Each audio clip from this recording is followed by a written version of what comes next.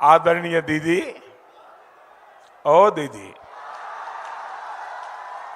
अभी हाल में ही आपने कहा, देखिए एक महत्वपूर्ण बात है, अभी हाल ही में आपने कहा कि सभी मुसलमान एक हो जाओ, वोट बंटने मत दो।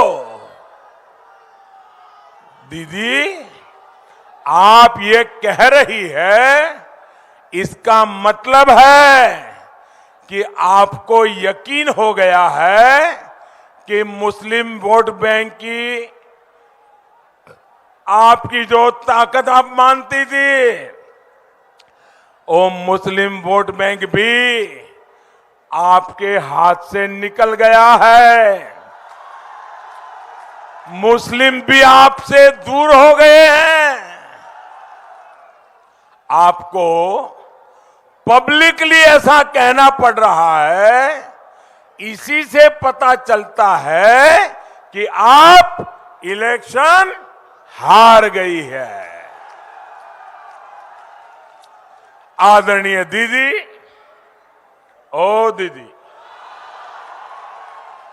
आप वैसे तो चुनाव आयोग को गालियां देती रहती हैं, सुबह शाम एक ही बात करती रहती है, लेकिन जो बात आप बोल रही है, अगर हमने कहा होता कि सारे हिंदू एकजुट हो जाओ, बीजेपी को वोट दो, तो दीदी ये इलेक्शन कमीशन हमें 8-10 नोटिस भेज देता।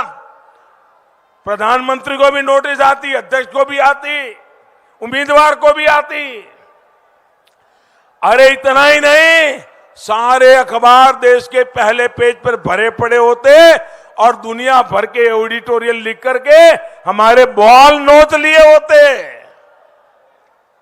दीदी, मुझे पता नहीं है कि आपको चुनाव आयोग ने नोटिस भेजा है या नहीं, लेकिन आपकी ये बात साफ बताती है कि आप जिनके भरोसे चुनाव के मैदान में थी, वे भी अब आपसे चले गए हैं और आप पब्लिकली उनको कह रही हो, मुसलमानों एक हो जाओ, मुसलमानों एक हो जाओ, मुसलमानों एक हो जाओ, मुझे बचाओ, मुझे बचाओ, मुझे बचाओ।